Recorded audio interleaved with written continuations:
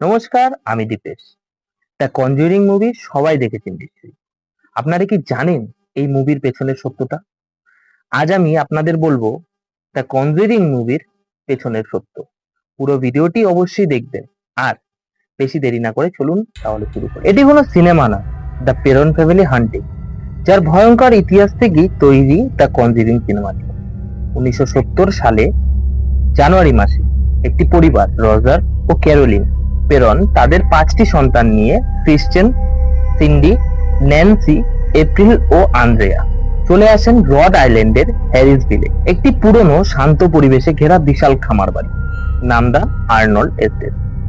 এই বাড়ি সম্পর্কে তাদের ধারণা ছিল না। তারা জানতো না এই 200 বছরের পুরনো বাড়ির প্রতিটি ইটে লুকিয়ে আছে আতঙ্কের ইতিহাস। তাদের আগমন মানেই যেন ঘরের ঘুমন্ত অশুভ আত্মাদের জাগিয়ে তোলা।